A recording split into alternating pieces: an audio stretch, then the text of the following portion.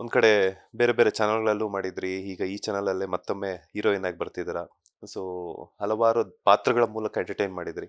So ಮತ್ತೊಮ್ಮೆ ಈಗ Bhargavi LLB ಅನ್ನುವಂತಹ ಪಾತ್ರದ ಮೂಲಕ ಬರ್ತಿದ್ದೀರಾ. ಏನ್ ಹೇಳಕ್ ಇಷ್ಟಪಡ್ತೀರಾ ನಿಮ್ಮ ಅಭಿಮಾನಿಗಳಿಗಾಗಿರ್ಬೋದು ಅಥವಾ ಕಿರುತೆರೆ ವೀಕ್ಷಕರಿಗೆ?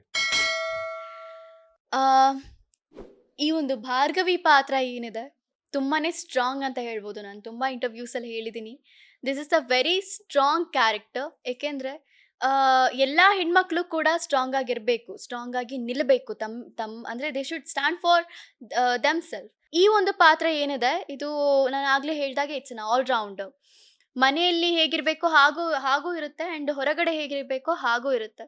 ಪ್ರೀತಿ ತೋರ್ಸೋ ಕಡೆ ಪ್ರೀತಿನೂ ತೋರಿಸುತ್ತೆ, ಹೊಡೆದಾಡ್ಬೇಕಾಗಿರೋ ಕಡೆ ಹೊಡೆದು ಆಡುತ್ತೆ.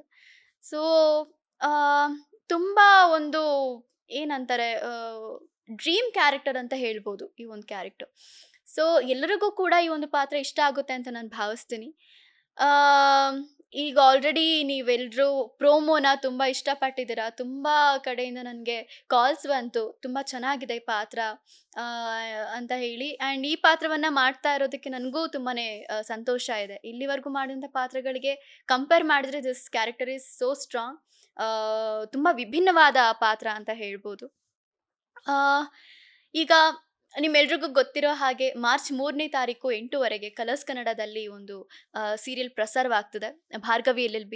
ಸೊ ಎಲ್ಲರೂ ಕೂಡ ಈ ಒಂದು ಪಾತ್ರವನ್ನ, ಈ ಒಂದು ಧಾರಾವಾಹಿಯನ್ನ, ಟೋಟಲ್ ಆಗಿ ಈ ಧಾರಾವಾಹಿಯನ್ನ ಇಷ್ಟಪಡ್ತೀರಿ. ಈ ಒಂದು ಧಾರಾವಾಹಿ ನಿಮಗೆ ಕಂಪ್ಲೀಟ್ ಎಂಟರ್ಟೈನ್ಮೆಂಟ್ ಅನ್ನ ಕೊಡುತ್ತೆ ಅಂತ ನಾನು ಭಾವಿಸ್ತೀನಿ.